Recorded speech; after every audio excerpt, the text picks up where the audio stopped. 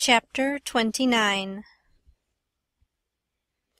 They was fetching a very nice-looking old gentleman along, and a nice-looking younger one, with his right arm in a sling. And, my souls, how the people yelled and laughed and kept it up! But I didn't see no joke about it, and I judged it would strain the Duke and the King some to see any. I reckoned they'd turn pale. But no, nary a pale did they turn. The Duke, he never let on he suspicioned what was up, but just went a-goo-gooing around, happy and satisfied, like a jug that's googling out buttermilk. And as for the King, he just gazed and gazed down sorrowful on them newcomers, like it give him the stomach-ache in his very heart to think there could be such frauds and rascals in the world. Oh, he done it admirable. Lots of the principal people gathered round the King to let him see they was on his side. That old gentleman that had just come looked all puzzled to death. Pretty soon he begun to speak, and I see straight off he pronounced like an Englishman, not the King's way, though the King's was pretty good for an imitation. I can't give the old gent's words, nor I can't imitate him. But he turned around to the crowd and says, about like this, "This is a surprise to me which I wasn't looking for, and I'll acknowledge, candid and frank, I ain't very well fixed to meet it and answer it, for my brother and me has had misfortunes. He's broke his arm, and our baggage got put off at a town above here last night, in the night by a mistake. I am Peter Wilkes's brother Harvey, and this is his brother William, which can't hear nor speak, and can't even make signs to amount to much, now he's only got one hand to work them with. We are who we say we are, and in a day or two, when I get the baggage, I can prove it. But up till then I won't say nothing more, but go to the hotel and wait." So him and the new dummy started off, and the King he laughs and blethers out, "Broke his arm? Very likely, ain't it? And very convenient, too, for a fraud that's got to make signs and ain't learnt how. Lost their baggage? That's mighty good, and mighty ingenious, under the circumstances." So he laughed again, and so did everybody else except 3 or 4, or maybe half a dozen. One of these was that doctor. Another one was a sharp-looking gentleman with a carpet-bag of the old-fashioned kind, made out of carpet stuff, that had just come off of the steamboat and was talking to him in a low voice, and glancing towards the King now and then, and nodding their heads. It was Levi Bell, the lawyer that was gone up to Louisville, and another one was a big, rough husky that come along and listened to all the old gentleman said, and was listening to the King now. And when the King got done, this husky up and says, "Say, looky here, if you are Harvey Wilkes, when'd you come to this town?" "The day before the funeral, friend," says the King. "But what time o' day?" "In the evening, 'bout an hour or 2 before sundown." "How'd you come?" "I come down on the Susan Powell from Cincinnati." "Well, then, how'd you come to be up at the Point in the morning in a canoe?" "I warn't up at the Point in the morning." "It's a lie." Several of them jumped for him and begged him not to talk that way to an old man and a preacher. "Preacher be hanged, he's a fraud and a liar. He was up at the Point that morning. I live up there, don't I? Well, I was up there, and he was up there. I see him there. He come in a canoe along with Tim Collins and a boy." The doctor, he up and says, "Would you know the boy again if you was to see him, Hines?" "I reckon I would, but I don't know." "Why, yonder he is now. I know him perfectly easy." It was me he pointed at. The doctor says, "Neighbors, I don't know whether the new couple is frauds or not, but if these two ain't frauds, I am an idiot, that's all. I think it's our duty to see that they don't get away from here till we've looked into this thing. Come along, Hines, come along the rest of you. We'll take these fellows to the tavern and affront them with the other couple, and I reckon we'll find out something before we get through." It was nuts for the crowd, though maybe not for the King's friends, so we all started. It was about sundown. The doctor, he led me along by the hand and was plenty kind enough, but he never let go my hand. We all got in a big room in the hotel and lit up some candles and fetched in the new couple. First the doctor says, "I don't wish to be hard on these two men, but I think they're frauds, and they may have complices that we don't know nothing about. If they have, won't the complices get away with that bag of gold Peter Wilkes left? It ain't unlikely. If these men ain't frauds, they won't object to sending for that money and letting us keep it till they prove they're all right. Ain't that so?" Everybody agreed to that. So I judged they had our gang in a pretty tight place right at the outstart. But the king, he only looked sorrowful and says, "Gentlemen, I wish the money was there, for I ain't got no disposition to throw anything in the way of a fair, open, out-and-out investigation of this miserable business. But, alas, the money ain't there. You can send and see if you want to." "Where is it, then?" "Well, when my niece give it to me to keep for her, I took and hid it inside the straw tick of my bed, not wishing to bank it for the few days we'd be here.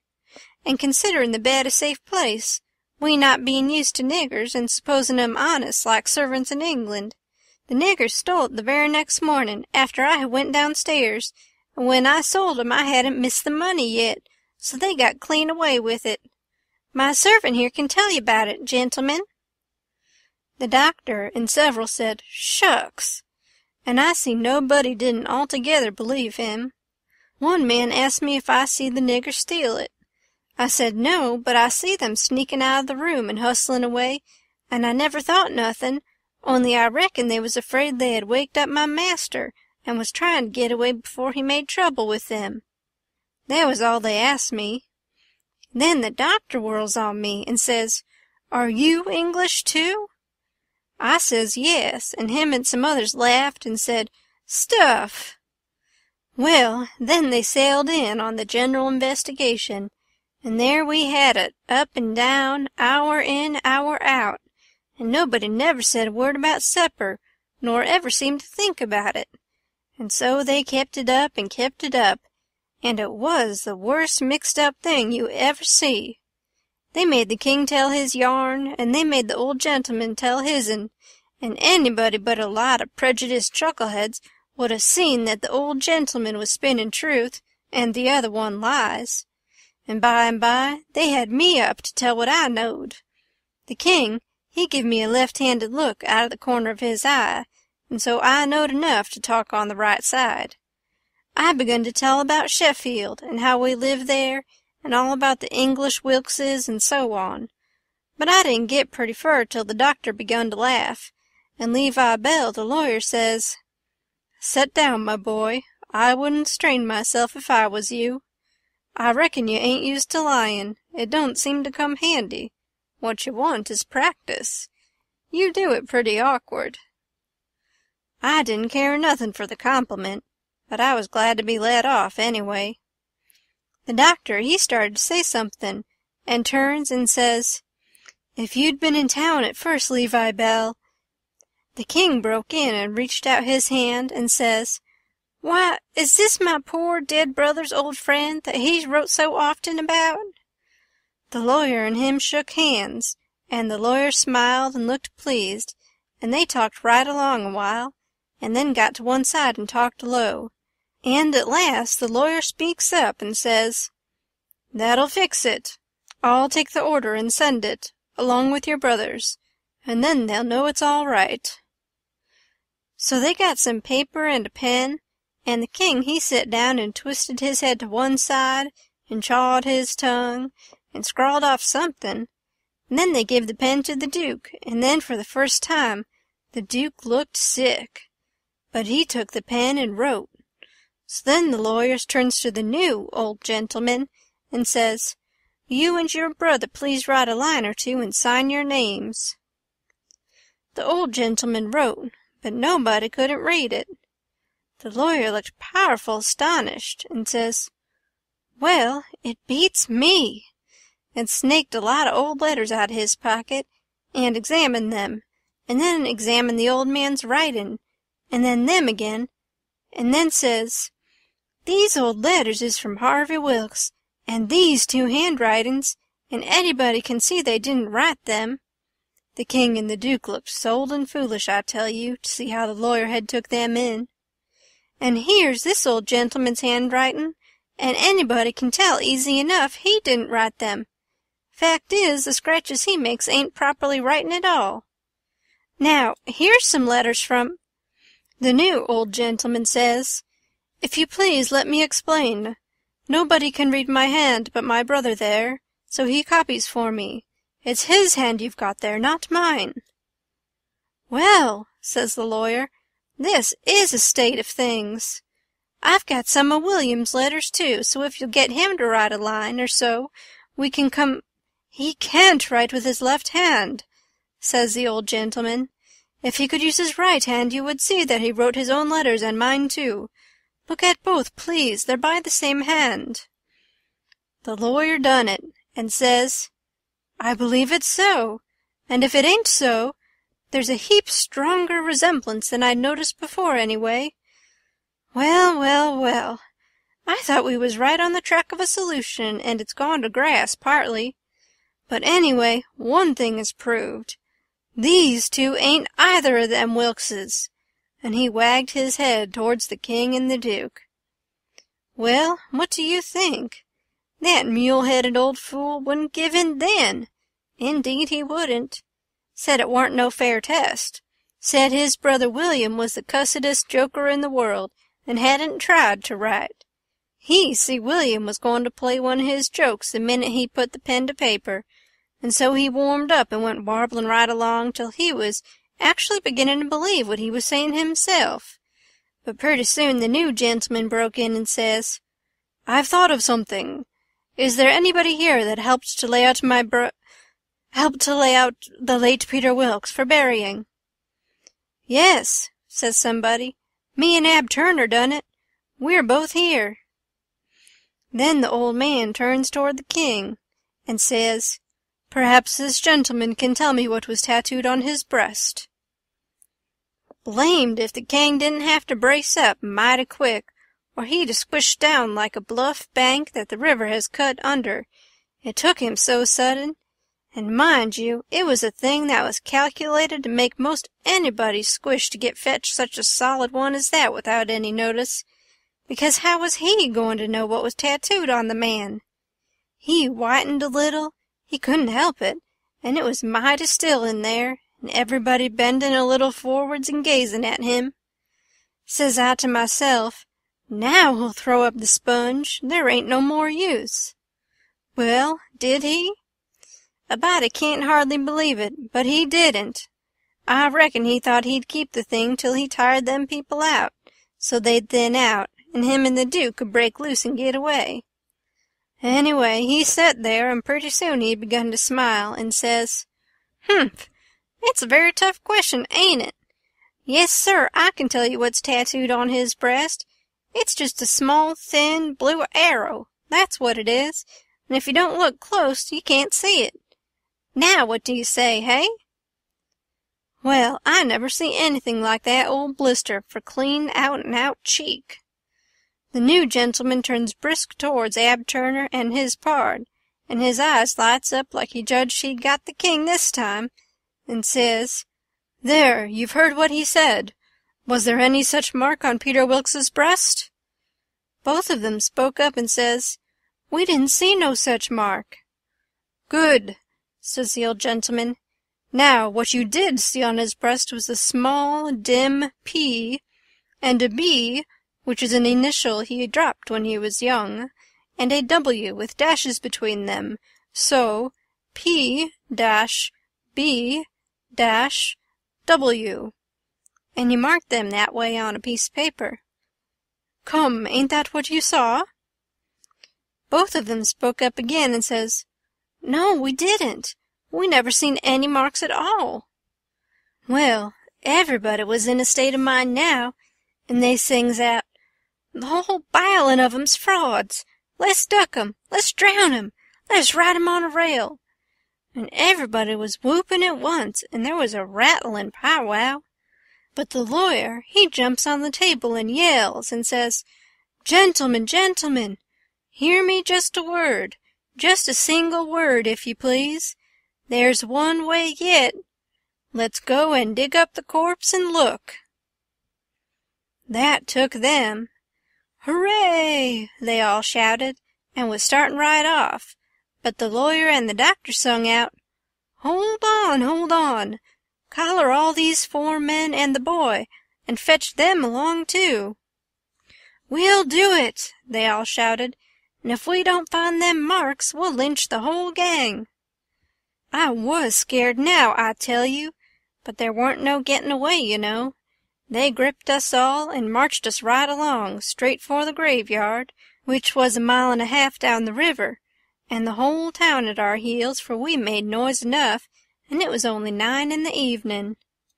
As we went by our house, I wished I hadn't sent Mary Jane out of town, because now if I could tip her the wink, she'd light out and save me and blow on our deadbeats. Well, we swarmed along down the river road, just carrying on like wildcats, and to make it more scary, the sky was darking up, and the lightning beginning to wink and flitter, and the wind to shiver amongst the leaves. This was the most awful trouble, and most dangersome I ever was in, and I was kinder stunned. Everything was going so different from what I had allowed for, 'stead of being fixed so I could take my own time if I wanted to, and see all the fun, and have Mary Jane at my back to save me, and set me free when the close fit come. Here was nothing in the world betwixt me and sudden death but just them tattoo marks. If they didn't find them, I couldn't bear to think about it. And yet, somehow, I couldn't think about nothing else. It got darker and darker, and it was a beautiful time to give the crowd the slip, but that big husky had me by the wrist, Hines, and a body might as well try to give Gollier the slip. He dragged me right along, he was so excited, and I had to run to keep up. When they got there, they swarmed into the graveyard and washed over it like an overflow, and when they got to the grave, they found they had about 100 times as many shovels as they wanted, but nobody hadn't thought to fetch a lantern. But they sailed into digging anyway, by the flicker of the lightning, and sent a man to the nearest house, a half-mile off, to borrow one. So they dug and dug like everything, and it got awful dark, and the rain started, and the wind swished and swooshed along, and the lightning come brisker and brisker, and the thunder boomed, but them people never took no notice of it. They was so full of this business, and one minute you could see everything and every face in that big crowd, and the shovelfuls of dirt sailing up out of the grave, and the next second the dark wiped it all out, and you couldn't see nothing at all. At last they got out the coffin and begun to unscrew the lid, and then such another crowding and shouldering and shoving as there was to scrouge in and get a sight you never see, and in the dark that way it was awful. Hines, he hurt my wrist dreadful pulling and tugging so, and I reckon he clean forgot I was in the world, he was so excited and panting. All of a sudden the lightning let go a perfect sluice of white glare, and somebody sings out, "By the living Jingo, here's the bag of gold on his breast!" Hines let out a whoop like everybody else, and dropped my wrist and give a big surge to bust his way in and get a look, and the way I lit out and shinned for the road in the dark, there ain't nobody can tell. I had the road all to myself, and I fairly flew. Leastways I had it all to myself except the solid dark, and the now and then glares, and the buzzing of the rain, and the thrashing of the wind, and the splitting of the thunder, and sure as you are born I did clip it along. When I struck the town, I see there warn't nobody out in the storm, so I never hunted for no back streets, but humped it straight through the main one, and when I begun to get towards our house, I aimed my eye and set it. No light there, the house all dark, which made me feel sorry and disappointed. I didn't know why. But at last, just as I was sailing by, flash comes the light in Mary Jane's window, and my heart swelled up sudden, like to bust, and the same second the house was all behind me in the dark, and wasn't ever going to be before me no more in this world. She was the best girl I ever see, and had the most sand. The minute I was far enough above the town to see I could make the towhead, I begun to look sharp for a boat to borrow, and the first time the lightning showed me one that wasn't chained, I snatched it and shoved. It was a canoe, and it warn't fastened with nothing but a rope.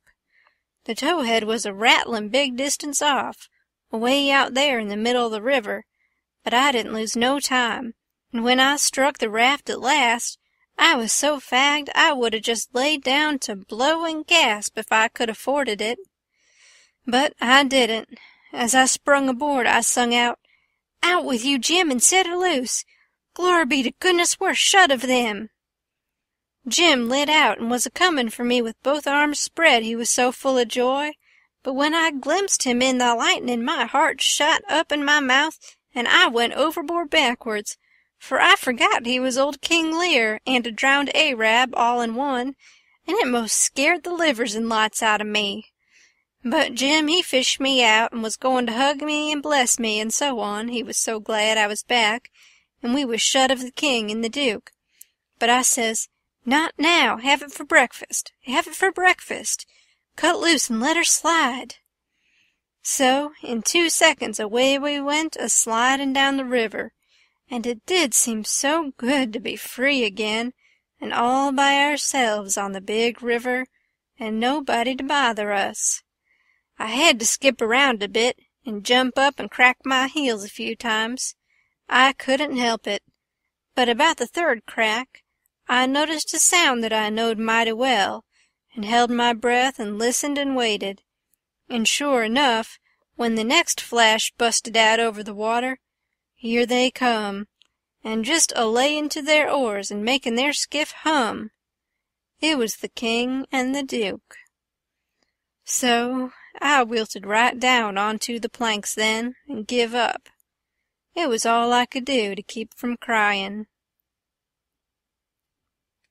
End of Chapter 29. Chapter 30.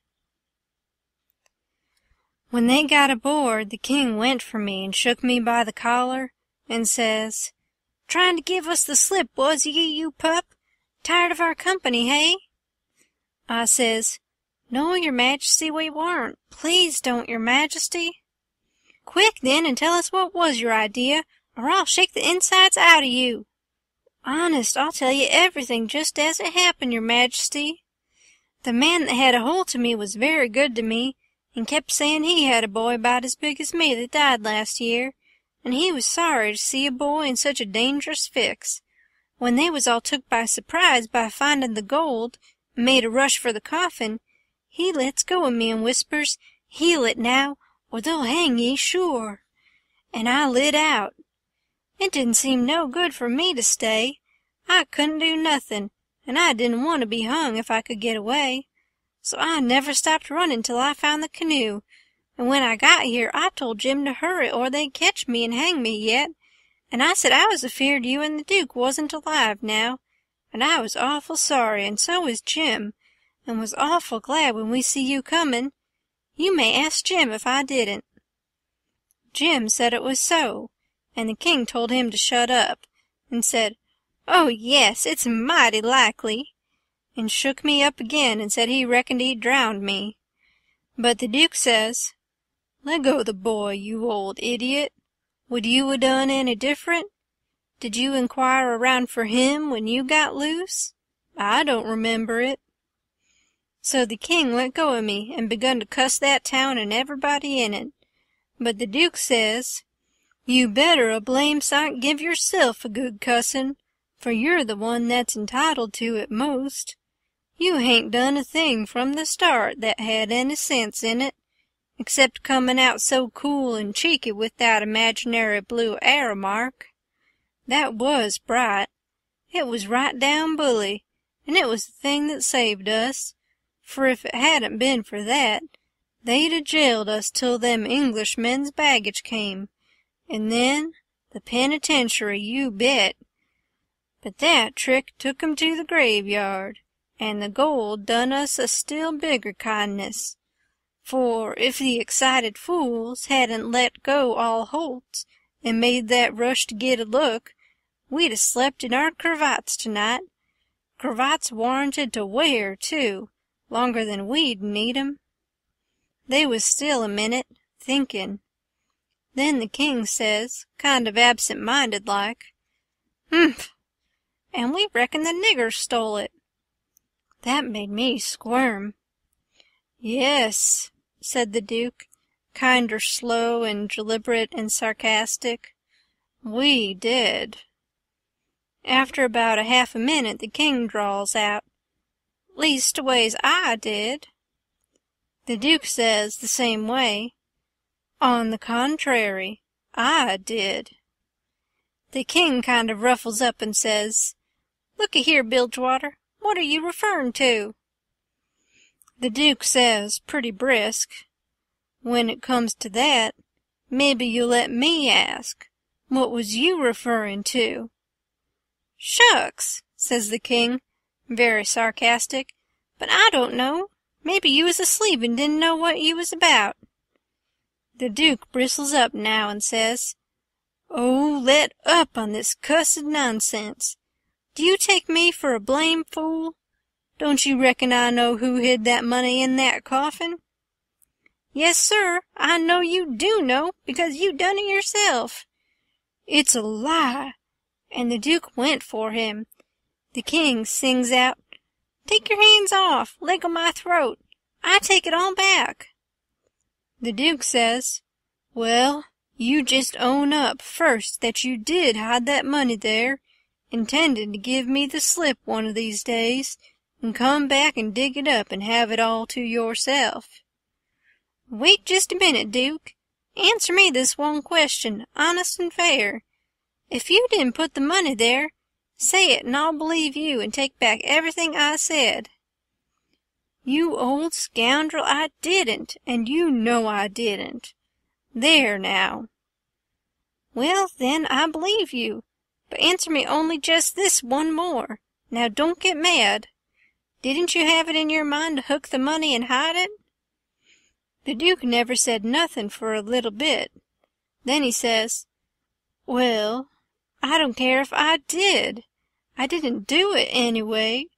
But you not only had it in mind to do it, but you done it." "I wisht I never die if I done it, Duke, and that's honest. I won't say I warn't going to do it, because I was, but somebody got in ahead of me." "It's a lie. You done it, and you got to say you done it, or—" The king began to gurgle, and then he gasps out, "'Nuff! I'll own up."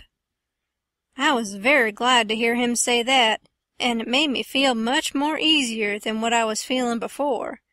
So the Duke took his hands off and says, "If you ever deny it again, I'll drown you. It's well for you to sit there and blubber like a baby. It's fitting for you, after the way you've acted. I never see such an old ostrich for wanting to gobble everything. And I a-trusting you all the time, like you was my own father. You ought to been ashamed of yourself, to stand by and hear it saddled on to a lot of poor niggers, and you never say a word for 'em. It makes me feel ridiculous to think I was soft enough to believe that rubbish. Cuss you, I can see now why you was so anxious to make up the deficit. You wanted to get what money I'd got out of the Nonsuch, and one thing or another, and scoop it all." The king says, timid and still a-snuffling, "Why, Duke, it was you that said make up the deficit. It warn't me." "Dry up. I don't want to hear no more out of you," says the Duke. "And now you see what you got by it. They've got all their own money back, and all of ourn, but a shekel or two besides. G'long to bed, and don't you defercit me no more defercits, long's you live." So the king sneaked into the wigwam and took to his bottle for comfort, and before long the Duke tackled his bottle, and so in about half an hour they was as thick as thieves again, and the tighter they got, the lovin'er they got, and went to snoring in each other's arms.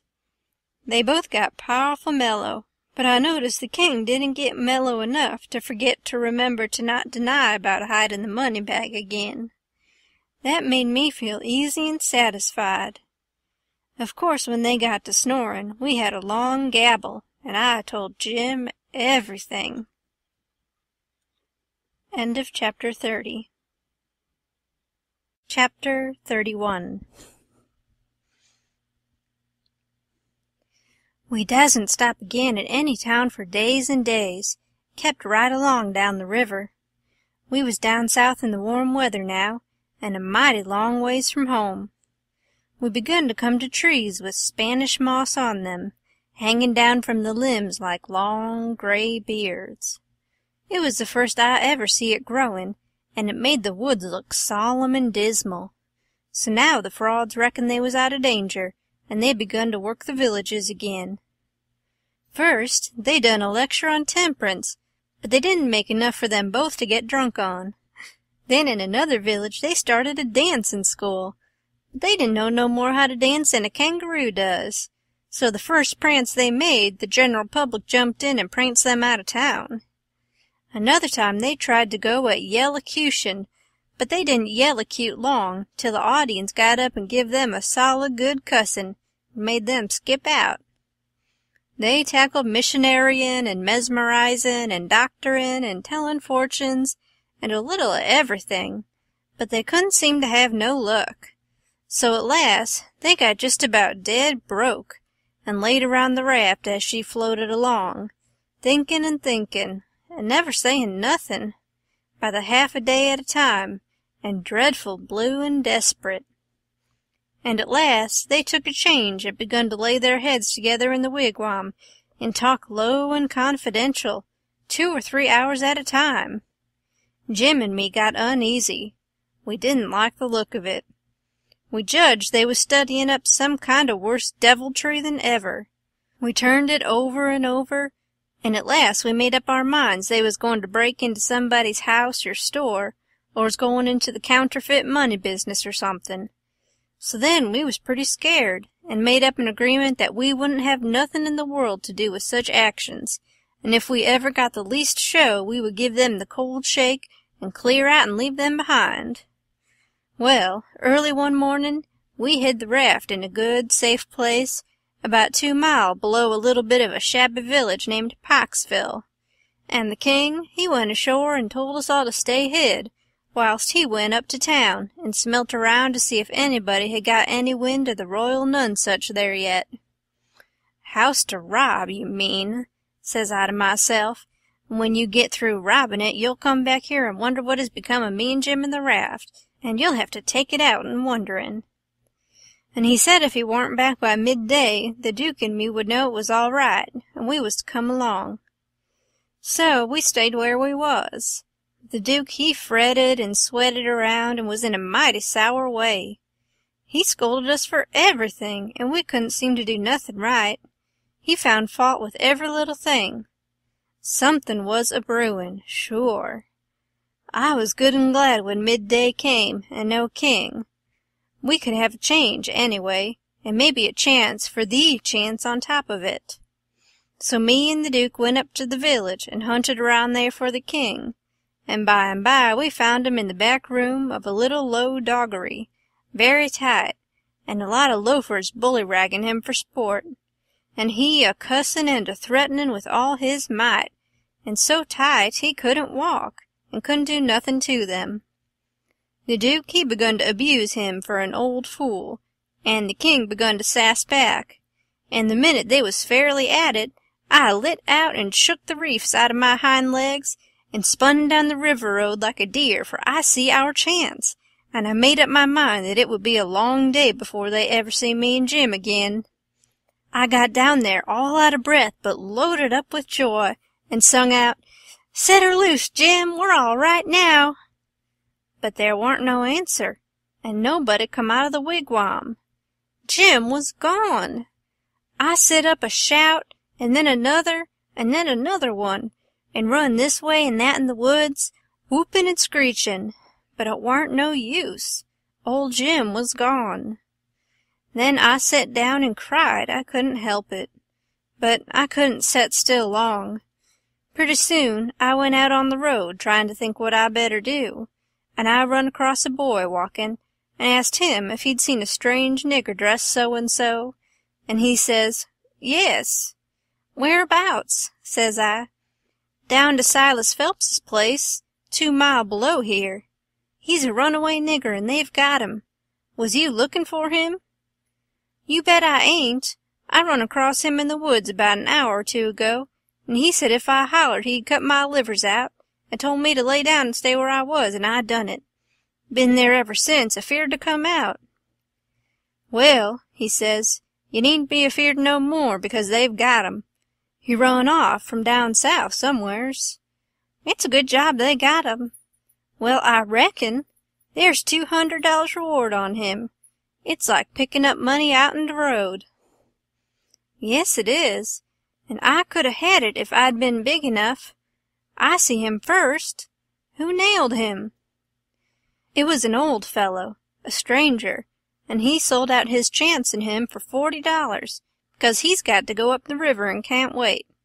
Think o' that, now! You bet I'd wait, if it was 7 year."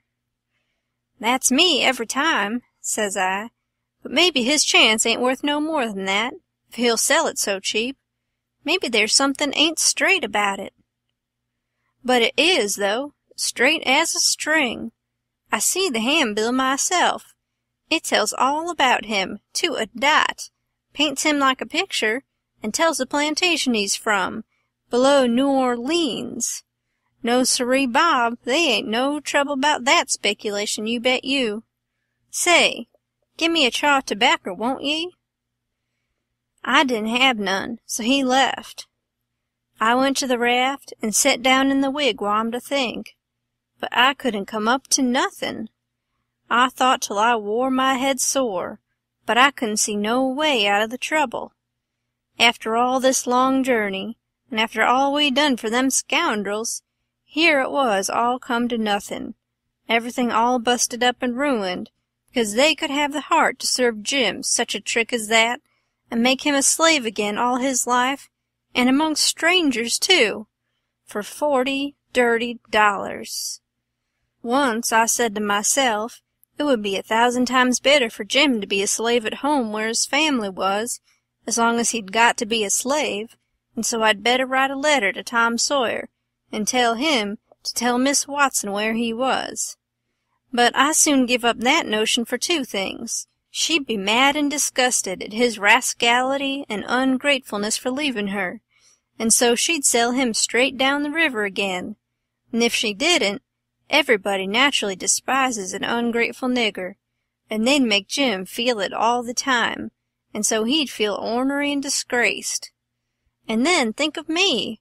It would get all around that Huck Finn helped a nigger to get his freedom, and if I was ever to see anybody from that town again, I'd be ready to get down and lick his boots for shame. That's just the way. A person does a low-down thing, and then he don't want to take no consequences of it. Thinks as long as he can hide it, it ain't no disgrace. That was my fix exactly. The more I studied about this, the more my conscience went to grinding me, and the more wicked and low-down and ornery I got to feelin'. And at last, when it hit me all of a sudden that here was the plain hand of Providence slapping me in the face and letting me know my wickedness was being watched all the time from up there in heaven, whilst I was stealing a poor old woman's nigger that hadn't ever done me no harm, and now was showing me there's one that's always on the lookout, and ain't a-going to allow no such miserable doin's to go only just so fur and no further, I most dropped in my tracks, I was so scared. Well, I tried the best I could to kinder soften it up somehow for myself by saying I was brung up wicked, and so I warn't so much to blame. But something inside of me kept sayin', there was the Sunday school, You could 'a' gone to it, and if you'd 'a' done it, they'd 'a' learnt you there that people that acts as I've been actin' about that nigger goes to everlastin' fire. It made me shiver, and I about made up my mind to pray and see if I couldn't try to quit bein' the kind of a boy I was and be better. So I kneeled down, but the words wouldn't come. Why wouldn't they?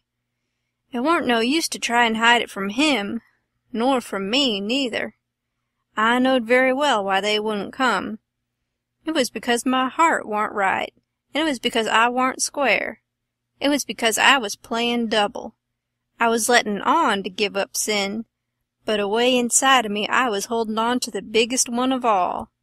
I was tryin' to make my mouth say I would do the right thing and the clean thing, and go and write to that nigger's owner and tell where he was, but deep down in me I knowed it was a lie, and he knowed it. You can't pray a lie. I found that out. So I was full of trouble, full as I could be, and didn't know what to do. At last I had an idea, and I says, I'll go and write the letter, and then see if I can pray. Why, it was astonishin' the way I felt as light as a feather right straight off, and my troubles all gone. So I got a piece of paper and a pencil, all glad and excited, and set down and wrote, Miss Watson, your runaway nigger Jim is down here, 2 mile below Pikesville, and Mr. Phelps has got him, and he will give him up for the reward if you send. Huck Finn. I felt good and all washed clean of sin for the first time I had ever felt so in my life, and I knowed I could pray now. But I didn't do it straight off, but laid the paper down and set there thinkin' how good it was all this happened so, and how near I come to bein' lost and goin' to hell, and went on thinkin', and got to thinkin' over our trip down the river, and I see Jim before me all the time, in the day and in the night time, sometimes moonlight, sometimes storms, and we a-floatin' along, talkin' and singin' and laughin'.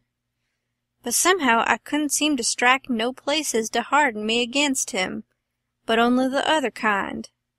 I'd see him standin' my watch on top of his'n, instead of callin' me, so I could go on sleepin', and see him how glad he was when I come back out of the fog, and when I come home to him again in the swamp, up there where the feud was, and such like times, and would always call me honey, and pet me, and do everything he could think of for me, and how good he always was.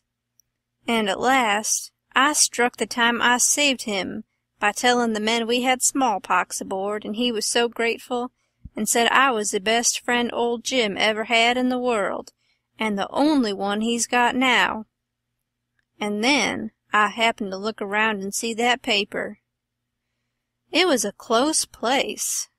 I took it up and held it in my hand. I was a-tremblin', because I'd got to decide forever betwixt 2 things, and I knowed it.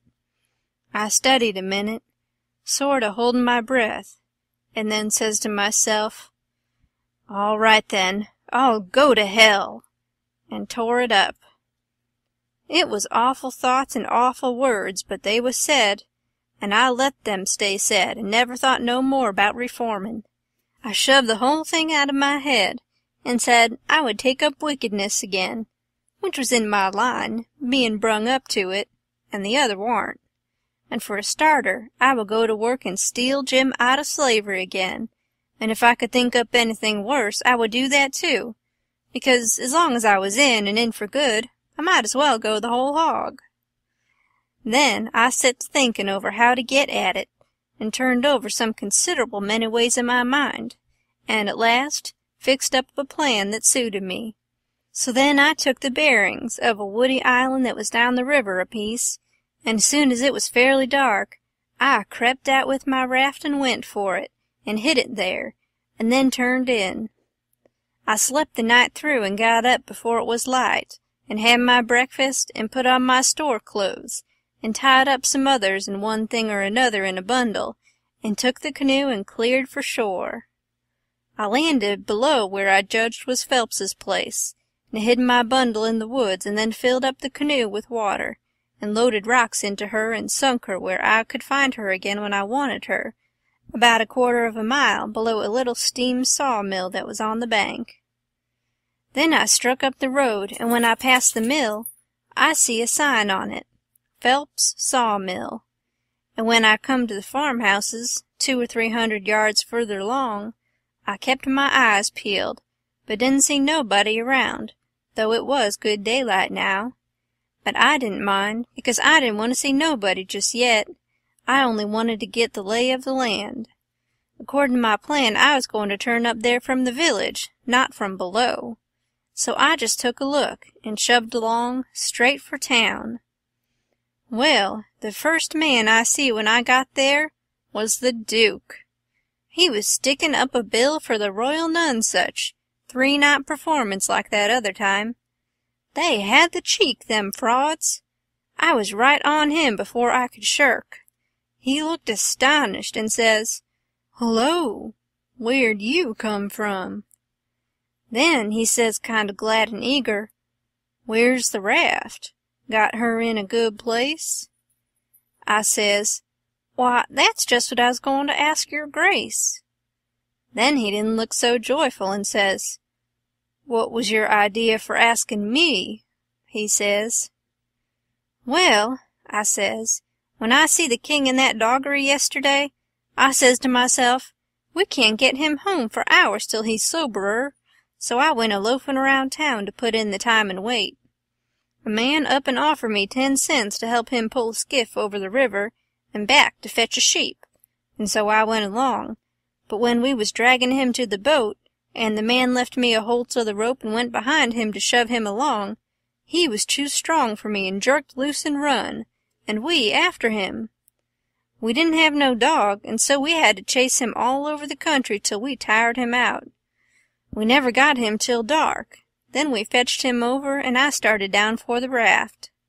When I got there, and I see it was gone, I says to myself, they've got into trouble and had to leave, and they've took my nigger, which is the only nigger I've got in the world, and now I'm in a strange country, and ain't got no property no more, nor nothin', and no way to make my livin'. So I set down and cried. I slept in the woods all night. But what did become of the raft then? And Jim, poor Jim? Blamed if I know, that is, what's become of the raft. That old fool had made a trade, and got $40, and when we found him in the doggery, the loafers had matched $half with him, and got every cent but what he'd spent for whiskey. And when I got him home late last night and found the raft gone, we said, that little rascal has stole our raft and shook us, and run off down the river. I wouldn't shake my nigger, would I? The only nigger I had in the world, and the only property? We never thought of that. Fact is, I reckon we'd come to consider him our nigger. Yes, we did consider him so. Goodness knows we had trouble enough for him. So, when we see the raft was gone, and we flat broke, there warn't anything for it but to try the Royal Nonesuch another shake, and I've pegged along ever since, dry as a powder horn. Where's that 10 cents? Give it here." I had considerable money, so I give him 10 cents, but begged him to spend it for something to eat and give me some, 'cause it was all the money I had, and I hadn't had nothing to eat since yesterday. He never said nothing. The next minute he whirls on me and says, "Do you reckon that nigger will blow on us? We'd skin him if he done that." "How can he blow? Hain't he run off?" "No. That old fool sold him, and never divided with me, and the money's gone." "Sold him?" I says, and begun to cry. "Why, he was my nigger, and that was my money. Where is he? I want my nigger." "Well, you can't get your nigger, that's all, so dry up your blubberin'. Looky here, do you think you'd venture to blow on us? Blamed if I think I'd trust you. Why, if you was to blow on us—" He stopped, but I never see the Duke look so ugly out of his eyes before. I went on a-whimperin' and says, "I don't want to blow on nobody, and I ain't got no time to blow nohow. I got to turn out and find my nigger." He looked kinder bothered, and stood there with his bills flutterin' on his arm, thinkin', and wrinklin' up his forehead. At last he says, "I'll tell you somethin'. We got to be here 3 days. If you'll promise you won't blow, and won't let the nigger blow, I'll tell you where to find him."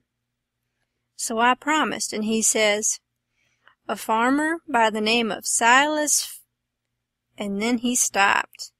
You see, he started to tell me the truth, but when he stopped that way and begun to study and think again, I reckoned he was changin' his mind. And so he was. He wouldn't trust me. He wanted to make sure of having me out of the way the whole 3 days. So pretty soon he says, "The man that bought him is named Abram Foster. Abram G. Foster. And he lives 40 mile back here in the country, on the road to Lafayette." "All right," I says. "I can walk it in 3 days, and I'll start this very afternoon." "No, you won't. You'll start now. And don't you lose any time about it neither, nor do any gabbling by the way. Just keep a tight tongue in your head, and move right along, and then you won't get into trouble with us, do you hear?" That was the order I wanted, and that was the one I played for. I wanted to be left free to work my plans. "So clear out," he says, "and you can tell Mr. Foster whatever you want to. Maybe you can get him to believe that Jim is your nigger. Some idiots don't require documents. Leastways, I've heard there's such down south here. When you tell him the handbill and the reward's bogus, maybe he'll believe you when you explain to him what the idea was for getting 'em out. Go 'long now, and tell him anything you want to, but mind you don't work your jaw any between here and there." So I left and struck for the back country. I didn't look around, but I kinder felt like he was watching me. But I knowed I could tire him out at that. I went straight out in the country as much as a mile before I stopped. Then I doubled back through the woods towards Phelps's. I reckoned I better start in on my plans straight off without fooling around, because I wanted to stop Jim's mouth till these fellows could get away. I didn't want no trouble with their kind. I'd seen all I wanted to of them, and wanted to get entirely shut of them. End of Chapter 31. Chapter 32. When I got there it was all still and Sunday-like, and hot and sunshiny. The hands was gone to the fields, and there was them kind of faint dronin's of bugs and flies in the air that makes it seem so lonesome and like everybody's dead and gone. And if a breeze fans along and quivers the leaves, it makes you feel mournful, because you feel like it's spirits whisperin', spirits that's been dead ever so many years, and you always think they're talking about you. As a general thing, it makes a body wish he was dead too, and done with it all. Phelps's was one of these little one-horse cotton plantations, and they all look alike. A rail fence round a 2-acre yard, a stile made out of logs sawed off and upended in steps, like barrels of a different length, to climb over the fence with, and for the women to stand on when they are going to jump onto a horse. Some sickly grass patches in the big yard, but mostly it was bare and smooth, like an old hat with the nub rubbed off. Big double-log house for the white folks, hewed logs, with the chinks stopped up with mud or mortar, and these mud-straps been whitewashed some time or another. Round log kitchen with a big, broad, open but roofed passage joining it to the house, log smokehouse back of the kitchen, 3 little log nigger cabins in a row the other side of the smokehouse, 1 little hut all by itself away down against the back fence, and some outbuildings down a piece the other side, ash hopper and big kettle to bile soap in by the little hut, bench by the kitchen door with bucket of water and a gourd, hound asleep there in the sun, more hounds asleep round about 3 shade trees away off in a corner, some currant bushes and gooseberry bushes in one place by the fence. Outside of the fence a garden and a watermelon patch. Then the cotton fields begins, and after the fields, the woods. I went around and clumb over the back stile by the ash hopper and started for the kitchen. When I got a little ways, I heard the dim hum of a spinning wheel wailin' along up and sinking along down again, and then I knowed for certain I wished I was dead, for that is the lonesomest sound in the whole world. I went right along, not fixin' up any particular plan, but just trustin' to Providence to put the right words in my mouth when the time come, for I'd noticed that Providence always did put the right words in my mouth if I left it alone. When I got halfway, first one hound and then another got up and went for me, and of course I stopped and faced them and kept still, and such another powwow as they made! In a quarter of a minute I was a kind of a hub of a wheel, as you may say, spokes made out of dogs. Circle of 15 of them packed together around me, with their necks and noses stretched up towards me, a-barkin' and howlin', and more a-comin'. You could see them sailin' over fences and around corners from everywheres. A nigger woman come tearin' out of the kitchen with a rollin' pin in her hand, singin' out, "Begone, you Tige! You Spot! Begone, sah!" And she fetched first one and then another of them with a clip and sent them howlin', and then the rest followed, and the next second half of them come back, waggin' their tails around me and makin' friends with me. There ain't no harm in a hound, nohow. And behind the woman comes a little nigger girl and 2 little nigger boys without anything on but tow-linen shirts, and they hung on to their mother's gown and peeped out from behind her at me, bashful, the way they always do. And here comes the white woman, runnin' from the house, about 45 or 50-year-old, bareheaded, and her spinning stick in her hand, and behind her comes her little white children, actin' the same way the little niggers was goin'. She was smilin' all over so she could hardly stand, and says, "It's you, at last, ain't it?" I out with a "Yes'm" before I thought. She grabbed me and hugged me tight, and then gripped me by both hands, and shook, and the tears come in her eyes and run down over, and she couldn't seem to hug and shake enough, and kept sayin', "You don't look as much like your mother as I reckoned you would, but law sakes, I don't care for that. I'm so glad to see you. Dear, dear, it does seem like I could eat you up. Children, it's your cousin Tom. Tell him howdy." But they ducked their heads and put their fingers in their mouths and hid behind her. So she run on, "Lize, hurry up and get him a hot breakfast right away. Or did you get your breakfast on the boat?" I said I had got it on the boat. So then she started for the house, leading me by the hand, and the children tagging after. When we got there she set me down in a split-bottom chair, and set herself down on a little low stool in front of me, holding both of my hands, and says, "Now I can have a good look at you, and laws o' me, I've been hungry for it a many and a many a time, all these long years, and it's come at last. We've been expectin' you a couple of days and more. What kep' you? Boat get aground?" "Yes'm, she—" "Don't say yes'm, say Aunt Sally. Where'd she get aground?" I didn't rightly know what to say, because I didn't know whether the boat would be comin' up the river or down. But I go a good deal on instinct, and my instinct said she would be comin' up, from down towards Orleans. That didn't help me much, though, for I didn't know the names of bars down that way. I see I'd got to invent a bar, or forget the name of the one we got aground on, or— Now I struck an idea and fetched it out. It warn't the groundin'. That didn't keep us back but a little. We blowed out a cylinder head. "Good gracious! Anybody hurt?" "No'm. Killed a nigger." "Well, it's lucky, because sometimes people do get hurt. 2 years ago last Christmas your Uncle Silas was coming up from New Orleans on the Lally Rook, and she blowed out a cylinder head and crippled a man, and I think he died afterwards. He was a Baptist. Your Uncle Silas knowed a family in Baton Rouge that knowed his people very well. Yes, I remember now, he did die. Mortification set in, and they had to amputate him, but it didn't save him. Yes, it was mortification, that was it. He turned blue all over and died in the hope of a glorious resurrection. They say he was a sight to look at. Your uncle's been up to the town every day to fetch you, and he's gone again not more'n an hour ago. He'll be back any minute now. You must have met him on the road, didn't you? Oldish man with a— No, I didn't see nobody, Aunt Sally.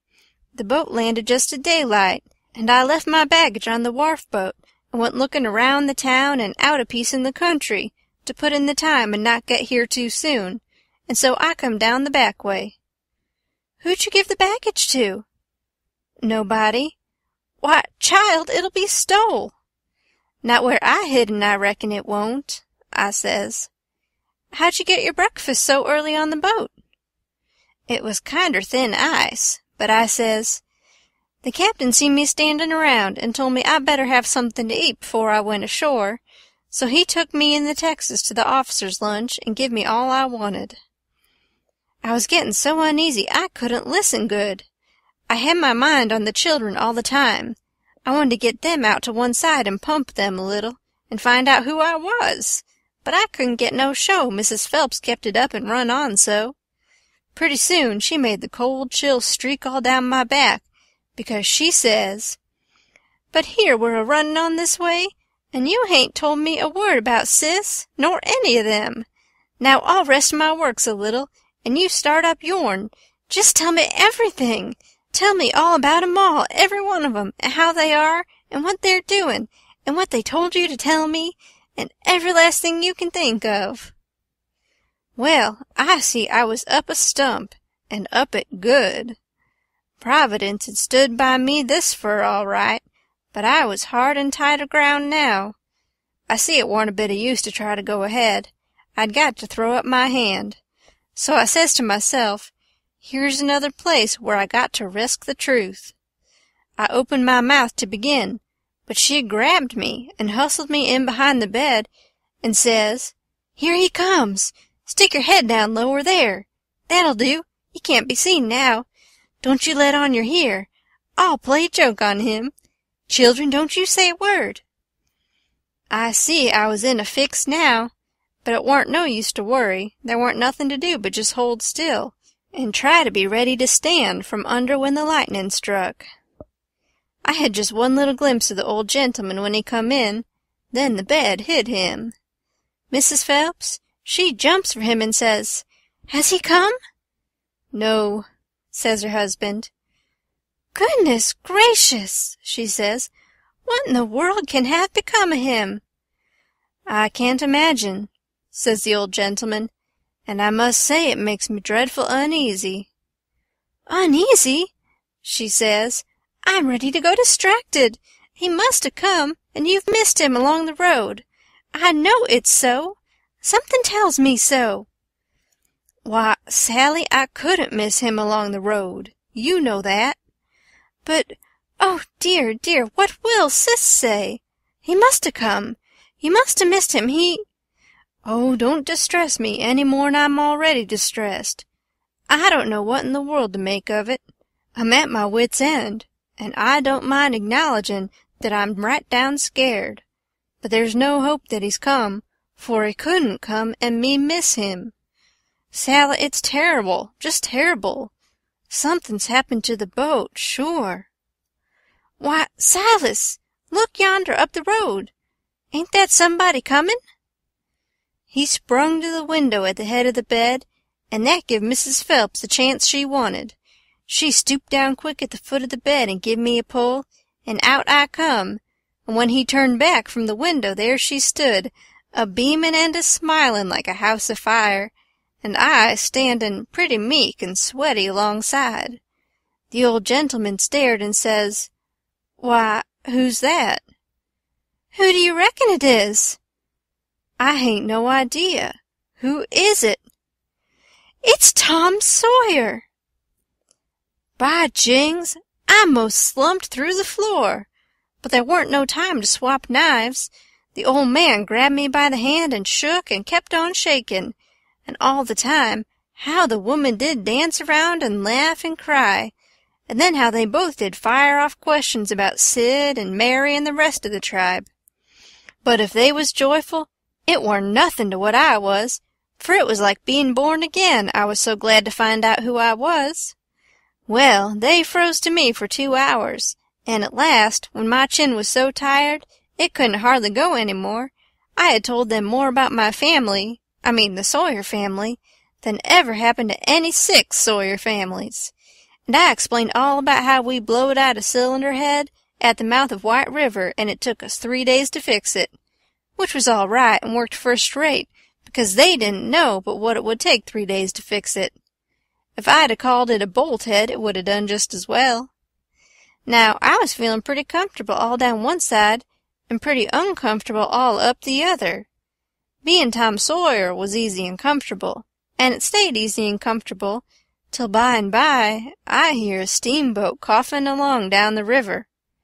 Then I says to myself, s'pose Tom Sawyer comes down on that boat, and s'pose he steps in here any minute, and sings out my name before I can throw him a wink to keep quiet.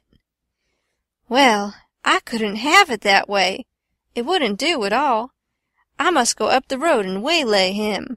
So I told the folks I reckoned I would go up to the town and fetch down my baggage. The old gentleman was for going along with me, but I said no, I could drive the horse myself, and I'd druther he wouldn't take no trouble about me. End of Chapter 32. Chapter 33.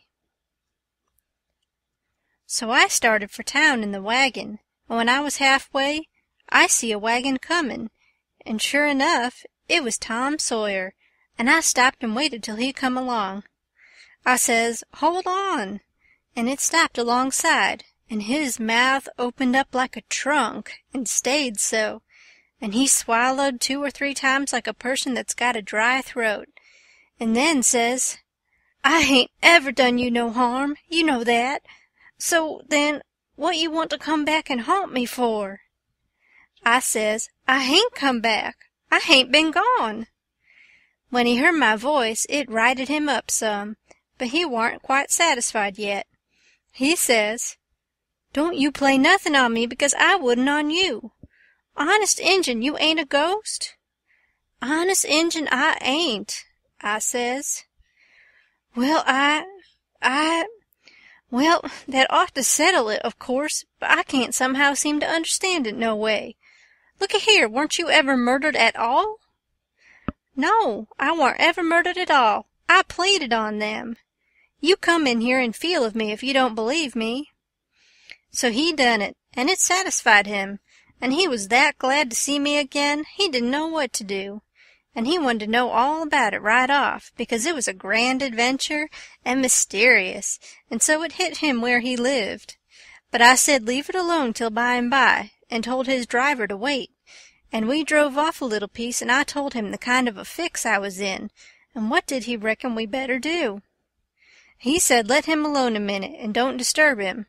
So he thought, and pretty soon he says, "It's all right, I've got it.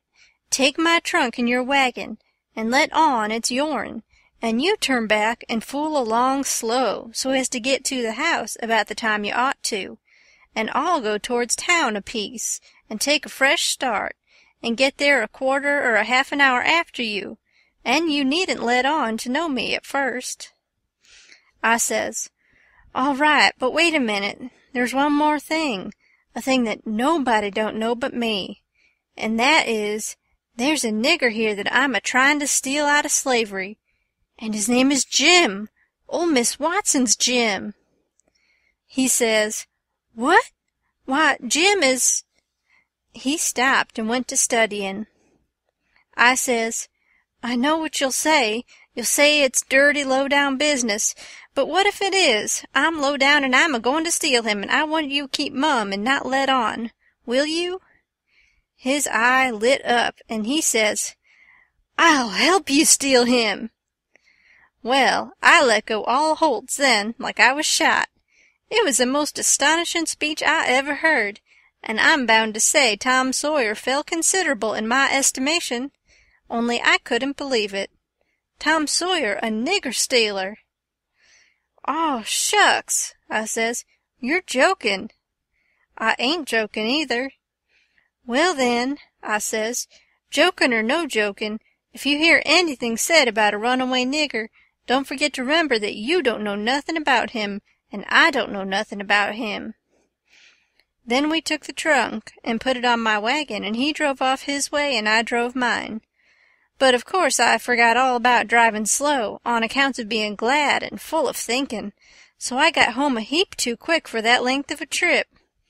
The old gentleman was at the door, and he says, "Why, this is wonderful.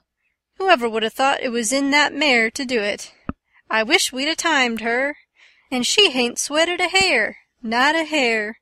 It's wonderful. Why, I wouldn't take $100 for that horse now, I wouldn't, honest, and yet I'd a sold her for 15 before, and thought 'twas all she was worth." That's all he said. He was the innocentest, best old soul I ever see. But it warn't surprisin', because he warn't only just a farmer. He was a preacher, too, and had a little one-horse log church down back of the plantation, which he built it himself at his own expense, for a church and schoolhouse, and never charged nothin' for his preachin', and it was worth it, too. There was plenty other farmer preachers like that, and done the same way, down south. In about half an hour, Tom's wagon drove up to the front stile, and Aunt Sally she seed through the window, because it was only about 50 yards, and says, "Why, there's somebody come! I wonder who 'tis. Why, I do believe it's a stranger. Jimmy," that's one of the children, "run and tell Lize to put on another plate for dinner." Everybody made a rush for the front door, because, of course, a stranger don't come every year, and so he lays over the yaller fever for interest when he does come. Tom was over the stile and startin' for the house. The wagon was spinning up the road for the village, and we was all bunched in the front door. Tom had his store clothes on, and an audience, and that was always nuts for Tom Sawyer. In them circumstances, it warn't no trouble to him to throw in an amount of style that was suitable. He warn't a boy to meeky along up that yard like a sheep. No, he come calm and important, like the ram. When he got in front of us, he lifts his hat ever so gracious and dainty, like it was the lid of a box that had butterflies asleep in it, and he didn't want to disturb them, and says, "Mr. Archibald Nichols, I presume?" "No, my boy," says the old gentleman. "I'm sorry to say that your driver has deceived you. Nichols's place is down a matter of 3 mile more. Come in, come in." Tom, he took a look back over his shoulder and says, "Too late, he's out of sight." "Yes, he's gone, my son, and you must come in and eat your dinner with us, and then we'll hitch up and take you down to Nichols." "Oh, I can't make you so much trouble. I couldn't think of it. I'll walk. I don't mind the distance." "But we won't let you walk. It wouldn't be Southern hospitality to do it. Come right in." "Oh, do," says Aunt Sally. "It ain't a bit of trouble to us, not a bit in the world. You must stay. It's a long, dusty 3 mile, and we can't let you walk. And besides, I've already told him to put on another plate when I see you coming, so you mustn't disappoint us. Come right in and make yourself at home." So Tom he thanked them very hearty and handsome, and let himself be persuaded, and come in.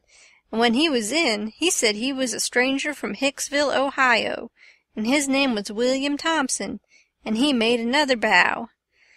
Well, he run on and on and on, making up stuff about Hicksville and everybody in it he could invent, and I getting a little nervous and wondering how this was going to help me out of my scrape. And at last, still talking along, he reached over and kissed Aunt Sally right on the mouth, and then settled back again in his chair comfortable, and was going on talking. But she jumped up and wiped it off with the back of her hand, and says, "You owdacious puppy!" He looked kind of hurt, and says, "I'm surprised at you, ma'am." "You're What do you reckon I am? I've a good notion to take in— Say, what do you mean by kissing me?" he looked kind o' humble, and says, "I didn't mean nothin', ma'am. I didn't mean no harm. I thought you'd like it." "Why, you born fool!" She took up the spinning stick, and it looked like it was all she could do to keep from giving him a crack with it. "What made you think I'd like it?" "Well, I don't know, only they told me you would." "They told you I would? Whoever told you's another lunatic. I never heard the beat of it. Who's they?"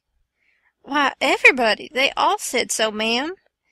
It was all she could do to hold in, and her eyes snapped, and her fingers worked like she wanted to scratch him, and she says, "Who's everybody? Out with their names, or there'll be an idiot short." He got up and looked distressed, and fumbled his hat, and says, "I'm sorry, I warn't expectin' it. They told me to. They all told me to. They all said kiss her, and said she'd like it. They all said it, every one of them. But I'm sorry, ma'am, and I won't do it no more. I won't, honest." "You won't you? Well, I should reckon you won't." "No'm, I'm honest about it. I won't ever do it again, till you ask me." "Till I ask you? Well, I never see the beat of it in my born days. I lay you'll be the Methusalem numbskull of creation before ever I ask you, or the likes of you." "Well," he says, "it does surprise me so. I can't make it out somehow. They said you would, and I thought you would, but—" He stopped and looked around slow, like he wished he could run across a friendly eye somewheres, and fetched up on the old gentleman's and says, "Didn't you think she'd like me to kiss her, sir?"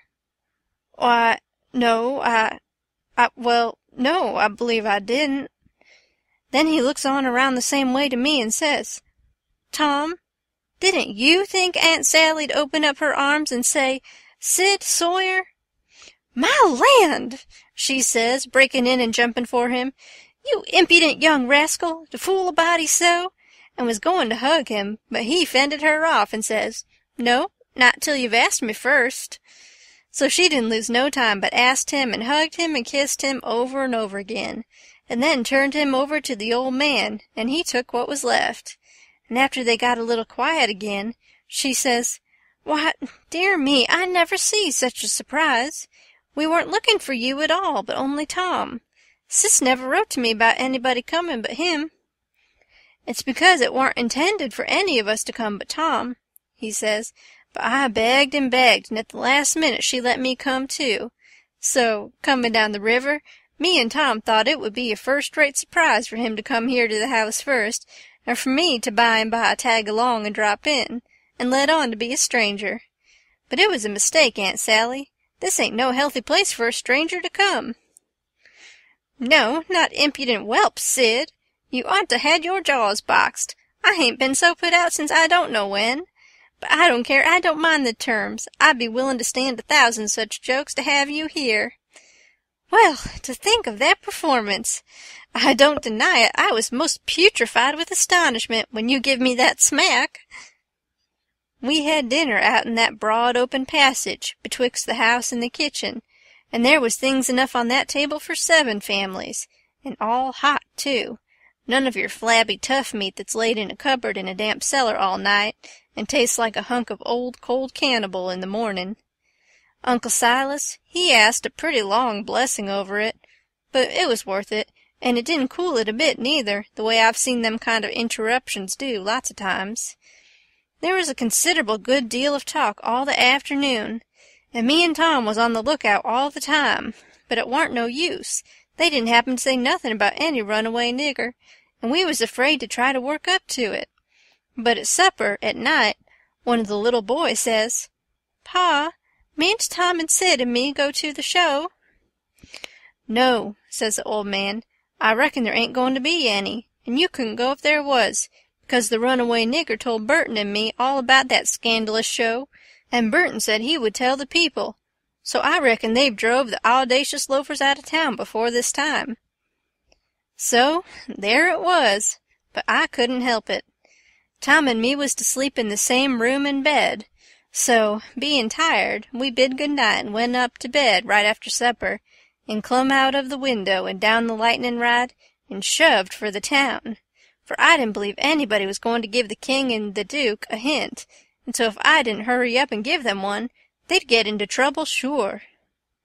On the road, Tom he told me all about how it was reckoned I was murdered, and how Pap disappeared pretty soon, and didn't come back no more, and what a stir there was when Jim run away.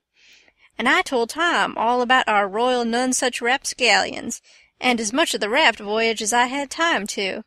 And as we struck into the town, here comes a ragin' rush of people with torches, and an awful whoopin' and yellin' and bangin' tin pans and blowin' horns, and we jumped to one side to let them go by, and as they went by, I see they had the king and the duke astraddle of a rail. That is, I knowed it was the king and the duke, though they was all over tar and feathers, and didn't look like nothin' in the world that was human, just looked like a couple of monstrous big soldier plumes. Well, it made me sick to see it, and I was sorry for them poor pitiful rascals. It seemed like I couldn't ever feel any hardness against them any more in the world. It was a dreadful thing to see. Human beings can be awful cruel to one another. We see we was too late, couldn't do no good. We asked some stragglers about it, and they said everybody went to the show looking very innocent, and laid low and kept dark till the poor old king was in the middle of his cavortins on the stage, and then somebody give a signal and the house rose up and went for them. So we poked along back home, and I warn't feelin' so brash as I was before, but kind of ornery and humble, and to blame somehow, though I hadn't done nothin'. But that's always the way. It don't make no difference whether you do right or wrong. A person's conscience ain't got no sense, and just goes for him anyway.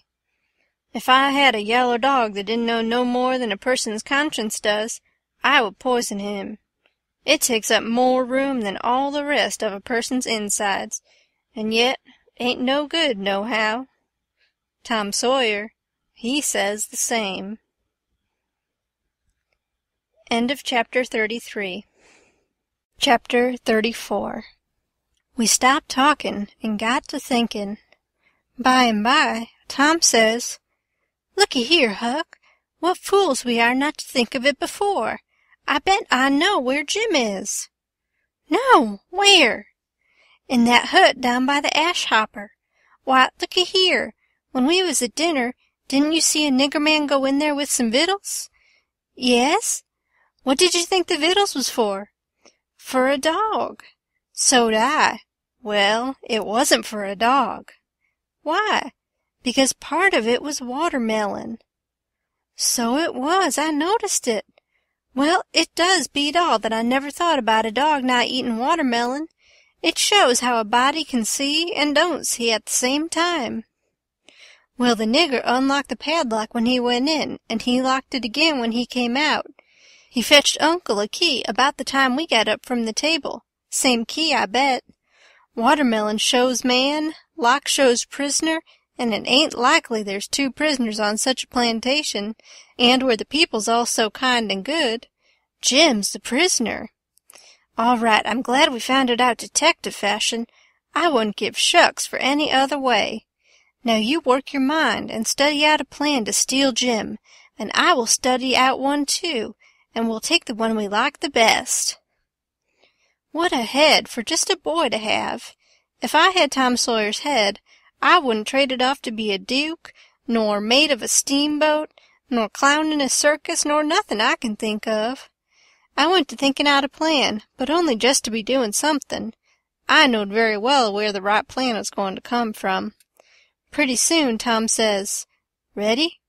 "Yes," I says. "All right, bring it out." "My plan is this," I says. "We can easy find out if it's Jim in there, then get up to my canoe tomorrow morning and fetch my raft over from the island. Then the first dark night that comes, steal the key out of the old man's britches after he goes to bed, and shove off down the river on the raft with Jim, hiding daytimes and running nights, the way me and Jim used to do before. Wouldn't that plan work?" "Work? Why, certainly it would work, like rats a-fightin'. But it's too blame simple. There ain't nothin' to it.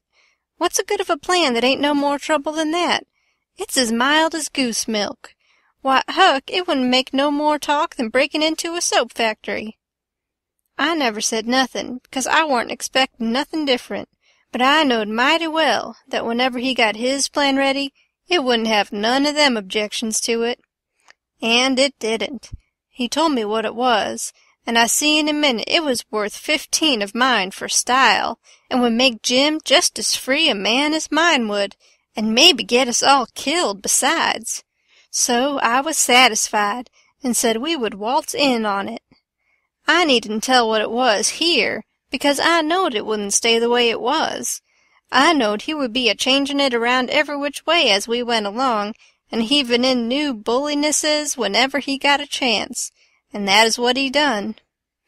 Well, one thing was dead sure, and that was that Tom Sawyer was in earnest, and was actually goin' to help steal that nigger out of slavery. That was the thing that was too many for me. Here was a boy that was respectable and well brung up, and had a character to lose, and folks at home that had characters, and he was bright and not leather-headed, and knowin' and not ignorant, and not mean but kind, and yet here he was without any more pride or rightness or feelin' than to stoop to this business, and make himself ashamed and his family ashamed before everybody.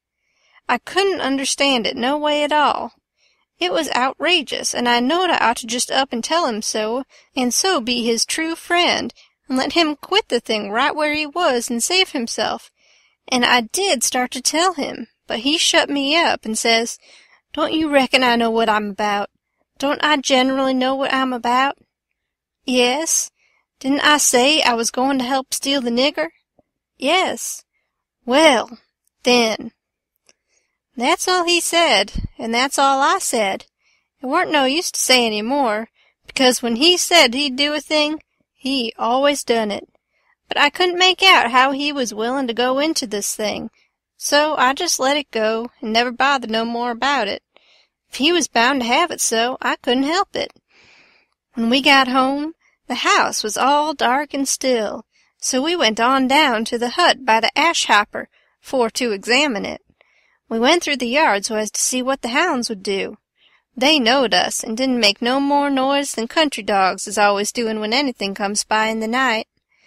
When we got to the cabin, we took a look at the front and the 2 sides, and on the side I warn't acquainted with, which was the north side, we found a square window hole, up tolerable high, with just one stout board nailed across it.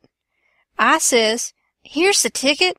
This hole's big enough for Jim to get through if we wrench off the board." Tom says, "It's as simple as tit-tat-toe 3 in a row, and as easy as playing hooky. I should hope we can find a way that's a little more complicated than that, Huck Finn." "Well, then," I says, "how will it do to saw him out the way I done before I was murdered that time?" "That's more like," he says. "It's real mysterious and troublesome and good," he says, "but I bet we can find a way that's twice as long. There ain't no hurry. Let's keep on looking around." Betwixt the hut and the fence on the back side was a lean-to that joined the hut at the eaves, and was made out of plank. It was as long as the hut, but narrow, only about 6 foot wide. The door to it was at the south end and was padlocked. Tom, he went to the soap kettle and searched around, and fetched back the iron thing they lift the lid with, so he took it and prized out one of the staples. The chain fell down, and we opened the door and went in and shut it, and struck a match, and see the shed was only built against a cabin, and hadn't no connection with it, and there warn't no floor to the shed, nor nothing in it but some old rusty played-out hoes and spades and picks and a crippled plow. The match went out, and so did we, and shoved in the staple again, and the door was locked as good as ever. Tom was joyful. He says, "Now we're all right. We'll dig him out. It'll take about a week." Then we started for the house, and I went in the back door. You only have to pull a buckskin latch-string. They don't fasten the doors. But that warn't romantical enough for Tom Sawyer. No way would do him but he must climb up the lightning rod. But after he got up halfway 'bout 3 times, and missed fire and fell every time, and the last time most busted his brains out, he thought he'd give it up. but after he was rested, he allowed he would give her one more turn for luck, and this time he made the trip. In the morning we was up at break o' day, and down to the nigger cabins to pet the dogs and make friends with the nigger that fed Jim, if it was Jim that was being fed. The niggers was just getting through breakfast and starting for the fields, and Jim's nigger was piling up a tin pan with bread and meat and things, and whilst the others was leaving, the key come from the house. This nigger had a good-natured, chuckle-headed face, and his wool was all tied up in little bunches with thread. That was to keep witches off. He said the witches was pestering him awful these nights, and making him see all kinds of strange things, and hear all kinds of strange words and noises, and he didn't believe he was ever witched so long before in his life. He got so worked up, and got to running on so about his troubles, he forgot all about what he'd been a-going to do. So Tom says, "What's the vittles for? Going to feed the dogs?" The nigger kind of smiled around gradually over his face, like when you heave a brickbat in a mud puddle, and he says, "Yes, Mars Sid, a dog. Curious dog, too. Does you want to go and look at him?" "Yes." I hunched Tom and whispers, "You going? Right here in the daybreak? That warn't the plan." "No, it warn't, but it's a plan now." So, drat him, we went along, but I didn't like it much. When we got in, we couldn't hardly see anything, it was so dark, but Jim was there, sure enough, and he could see us, and he sings out, "Why, Huck, and good land, ain't that Mr. Tom?" I just knowed how it would be. I just expected it. I didn't know nothing to do, and if I had, I couldn't have done it, because the nigger busted in and says, "Why, to gracious sakes, do he know you gentlemen?" We could see pretty well now. Tom, he looked at the nigger, steady and kind of wondering, and says, "Does who know us?" "Why, dis yer runaway nigger." "I don't reckon he does, but what put that into your head?" "What put it there? Didn't he just dis minute sing out like he knowed you?" Tom says in a puzzled-up kind of way, "Why, that's mighty curious. Who sung out? When did he sing out? What did he sing out?" And turns to me perfectly calm and says, "Did you hear anybody sing out?" Of course there weren't nothing to be said but the one thing. So I says, "No, I ain't heard nobody say nothing." Then he turns to Jim and looks him over like he never see him before, and says, "Did you sing out?" "No, suh," says Jim. "I hain't said nothing, suh." "Not a word?" "No, suh, I hain't said a word." "Did you ever see us before?" "No, suh, not as I knows on." So Tom turns to the nigger, which was looking wild and distressed, and says, kind of severe, "What do you reckon's the matter with you, anyway? What made you think somebody sung out?" "Oh, it's de dad-blame witches, suh, and I wisht I was dead, I do. Dey's always at it, suh, and dey'd most kill me, dey skeers me so. Please don't tell nobody 'bout it, sir, or ole Mars Silas he'll scold me, 'cause he say dey ain't no witches. I just wish to goodness he was here now. Den what would he say? I just bet he couldn't find no way to get around it dis time. But it's always just so. People that sot stays sot. They won't look into nothin' and find it out for deyselves, and when you find it out and tell 'em 'bout it, they don't believe you." Tom give him a dime and said we wouldn't tell nobody, and told him to buy some more thread to tie up his wool with, and then looks at Jim and says, "I wonder if Uncle Silas is going to hang this nigger. If I was to catch a nigger that was ungrateful enough to run away, I wouldn't give him up, I'd hang him." And whilst the nigger stepped to the door to look at the dime and bite it to see if it was good, he whispers to Jim and says, "Don't ever let on to know us, and if you hear any diggin' going on nights, it's us. We're going to set you free." Jim only had time to grab us by the hand and squeeze it. Then the nigger come back, and we said we'd come again sometime if the nigger wanted us to, and he said he would, more particular if it was dark, because the witches went for him mostly in the dark, and it was good to have folks around then. End of chapter 34. Chapter 35 It would be most an hour yet till breakfast, so we left and struck down into the woods, because Tom said we got to have some light to see how to dig by, and a lantern makes too much and might get us into trouble.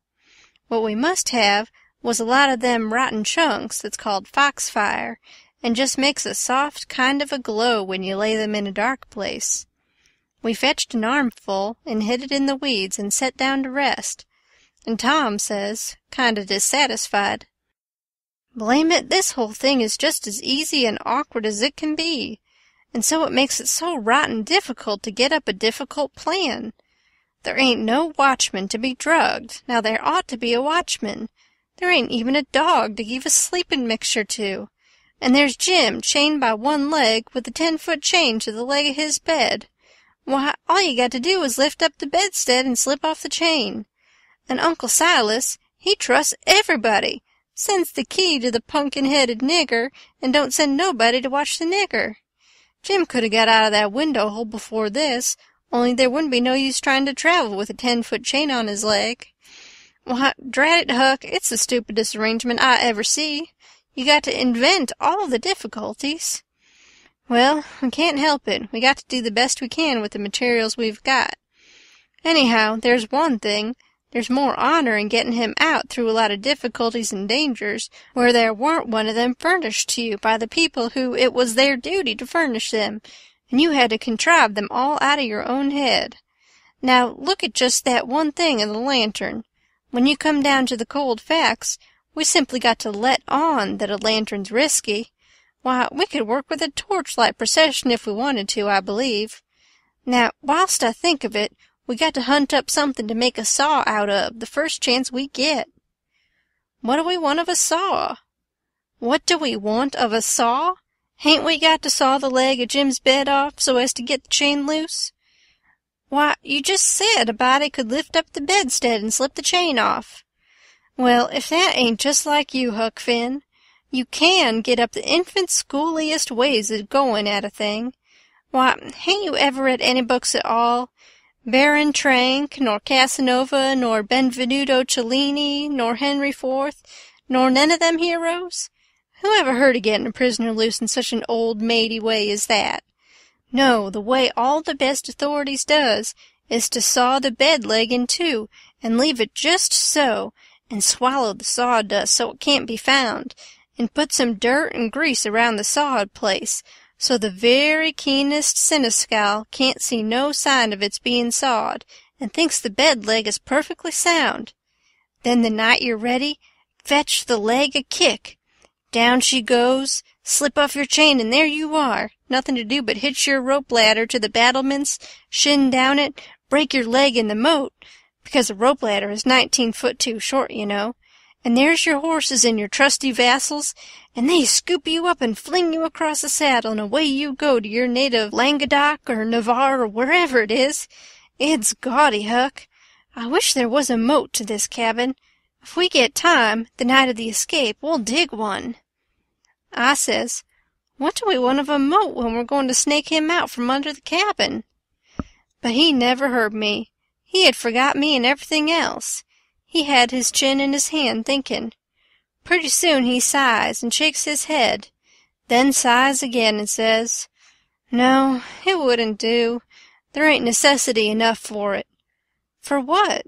I says. "Why, to saw Jim's leg off," he says. "Good land!" I says. "Why, there ain't no necessity for it. And what would you want to saw his leg off for, anyway?" "Well, some of the best authorities has done it. They couldn't get the chain off, so they just cut their hand off and shoved. And a leg would be better still. But we got to let that go. There ain't necessity enough in this case. And besides, Jim's a nigger, wouldn't understand the reasons for it, and how it's the custom in Europe. So we'll let it go. But there's one thing. He can have a rope ladder. We can tear up our sheets and make him a rope ladder easy enough, and we can send it to him in a pie. It's mostly done that way, and I've ate worse pies." "Why, Tom Sawyer, how you talk," I says. "Jim ain't got no use for a rope ladder." "He has got use for it.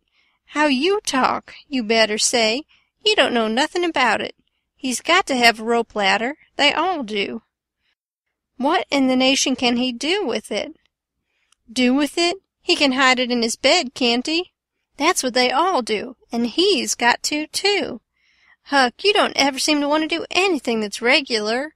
You want to be starting something fresh all the time. Suppose he don't do nothing with it. Ain't it there in his bed for a clue after he's gone? And don't you reckon they'll want clues? Of course they will. And you wouldn't leave them any? That would be a pretty howdy-do, wouldn't it? I never heard of such a thing. Well, I says, if it's in the regulations and he's got to have it, all right, let him have it, because I don't wish to go back on no regulations.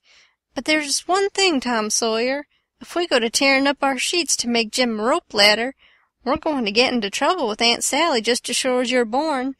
Now, the way I look at it, a hickory bark ladder don't cost nothing, and don't waste nothing, and is just as good to load up a pie with and hide in a straw tick as any rag ladder you can start. And as for Jim, he ain't had no experience, and so he don't care what kind of a— Oh, shucks, Huck Finn. If I was as ignorant as you, I'd keep still, that's what I'd do. Who ever heard of a state prisoner escaping by a hickory bark ladder? Why, it's perfectly ridiculous. Well, all right, Tom, fix it your own way. But if you'll take my advice, you'll let me borrow a sheet off of the clothesline. He said that would do, and that give him another idea, and he says, borrow a shirt, too. What do we want of a shirt, Tom? Want it for Jim to keep a journal on. Journal your granny. Jim can't write. Suppose he can't write. He can make marks on the shirt, can't he, if we make him a pen out of an old pewter spoon, or a piece of an old iron barrel hoop? Why, Tom, we can pull a feather out of a goose and make him a better one, and quicker, too. Prisoners don't have geese running around the dungeon keep to pull pens out of, you muggins. They always make their pens out of the hardest, toughest, troublesomest piece of old brass candlestick or something like that they can get their hands on, and it takes them weeks and weeks and months to file it out, too, because they've got to do it by rubbing it on the wall. They wouldn't use a goose quill if they had it. It ain't regular. Well, then, what'll we make him the ink out of? Many makes it out of iron rust and tears, but that's the common sort in women. The best authorities uses their own blood. Jim can do that, and when he wants to send any little common, ordinary, mysterious message to let the world know where he's captivated, he can write it on the bottom of a tin plate with a fork and throw it out of the window. The Iron Mask always done that, and it's a blame good way, too. Jim ain't got no tin plates. They feed him in a pan. That ain't nothing. We can get him some. Can't nobody read his plates. That hain't got anything to do with it, Huck. All he's got to do is write on the plate and throw it out. You don't have to be able to read it. Why, half the time you can't read anything a prisoner writes on a tin plate or anywhere else. Well, then, what's the sense in wasting the plates? Why, blame it all, it ain't the prisoner's plates. But it's somebody's plates, ain't it? Well, supposing it is, what does the prisoner care who's— He broke off there because we heard the breakfast horn blowin', so we cleared out for the house. Along during the morning I borrowed a sheet and a white shirt off of the clothesline, and I found an old sack and put them in it, and we went down and got the foxfire and put that in it, too. I call it borrowin', because that was what Pap always called it, but Tom said it warn't borrowin', it was stealin'. He said we was representin' prisoners, and prisoners don't care how they get a thing, so they get it, and nobody don't blame them for it either. It ain't no crime in a prisoner to steal things he needs to get away with, Tom said. It's his right, and so as long as we was representin' a prisoner, we had a perfect right to steal anything on this place we had the least use for to get ourselves out of prison with. He said if we weren't prisoners, it would be a very different thing, and nobody but a mean, ornery person would steal when he warn't a prisoner. So we allowed we would steal everything there was that come handy, and yet he made a mighty fuss one day after that when I stole a watermelon out of the nigger patch and ate it, and he made me go and give the niggers a dime without telling them what it was for. Tom said that what he meant was, We could steal anything we needed. Well, I says I needed the watermelon, but he said I didn't need it to get out of prison with. That's where the difference was. He said if I'd a wanted it to hide a knife in and smuggle it to Jim to kill the seneschal with, it would have been all right. So I let it go with that, though I couldn't see no advantage in my representing a prisoner if I got to sit down and chaw over a lot of gold leaf distinctions like that every time I see a chance to hog a watermelon. Well, as I was saying, we waited that morning till everybody was settled down to business, and nobody in sight around the yard. Then Tom, he carried the sack into the lean-to, whilst I stood off a piece to keep watch. By and by he come out, and we went and sit down on the wood-pile to talk. He says, "Everything's all right now except tools, and that's easy fixed." "Tools?" I says. "Yes." "Tools for what?" "Why, to dig with. We ain't a-going to gnaw him out, are we?" "Ain't them old crippled picks and things in there good enough to dig a nigger out with?" I says. He turns on me, looking pitying enough to make a body cry, and says, "Huck Finn, did you ever hear of a prisoner having picks and shovels and all the modern conveniences in his wardrobe to dig himself out with? Now, I want to ask you, if you got any reasonableness in you at all, what kind of a show would that give him to be a hero? Why, they might as well lend him the key and done with it. Picks and shovels, why, they wouldn't furnish 'em to a king."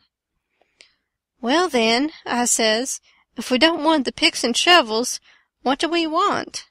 "A couple of case knives." "To dig the foundation out from under that cabin with?" "Yes." "Confound it, it's foolish, Tom."